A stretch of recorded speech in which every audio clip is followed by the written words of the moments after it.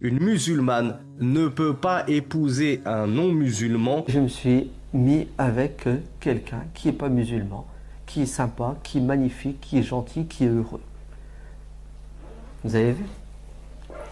On pousse, ouais, parfois, nos sœurs, nos frères, au péché, à un dégoût de la religion. Parce que la religion mal comprise, mal pratiquée, devient un fardeau.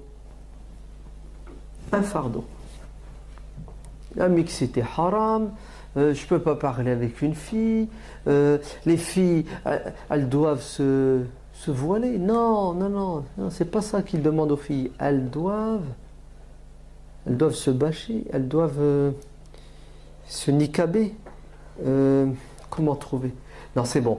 Elles doivent disparaître de la circulation. Et si jamais elles ont le malheur de sortir, elle ne doit rien voir, elle ne doit pas être vue.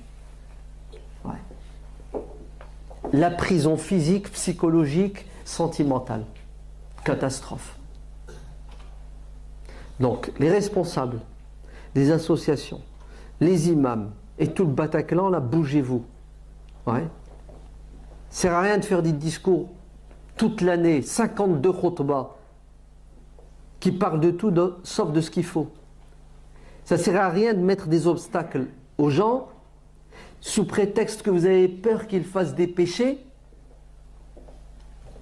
sous prétexte qu'il vaut mieux prévenir que guérir. Et en vérité, les gens sont en train de se noyer, ils sont dans un sable mouvant tous les jours, tous les soirs. Et vous n'en êtes même pas conscient, ou plutôt, vous ne voulez pas être conscient et être au courant. Parce que celui qui prend conscience, s'il a une conscience, ben sa conscience l'empêche de dormir, il est obligé d'agir. Mais on ne veut pas agir, on ne veut pas se mouiller, on ne veut pas se sacrifier, on ne veut pas prendre de risques. Vous entendez? Chacun pour soi, Dieu pour tous. Une fois qu'on se sépare, va vivre ton malheur tout seul, laisse-moi tranquille, et moi je vis ma galère ou je vis mon bonheur. C'est de l'égoïsme.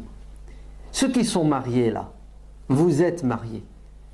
Je ne sais pas comment vous avez fait, mais pas mal d'entre vous, chers musulmans, vous êtes mariés grâce à des intermédiaires qui vous ont aidé. Vous savez, ils vous ont donné des coups de pouce. Ouais. Et pourquoi une fois marié, vous devenez égoïste? Pourquoi vous ne reproduisez pas le même schéma? Pourquoi? Ouais, quoi, je voudrais me marier, tu peux m'aider. Ok, tu fais le nécessaire, ils sont mariés, et hop, ils disparaissent. Une fois qu'ils ont eu ce qu'ils voulaient, c'est ça, ils n'existent plus. C'est-à-dire, ils prennent dans la caisse, ils ne remettent rien dans la caisse. Mais la caisse, elle va être vide à un moment donné. Il n'y aura plus rien. Fais quelque chose. On t'a aidé à te marier, bah, aide les autres à te marier. Non. À nouveau, égoïsme, chacun pour soi. Pourtant, avant, t'appelais au secours, hein, tu criais, t'insistais. Allah ibarak fikoum. N'ayez pas peur de marier les gens. N'ayez pas peur d'être la cause. Et moi, je vais vous le dire. Mariez, aidez les gens à se marier. Qu'ils se marient, qu'ils soient heureux.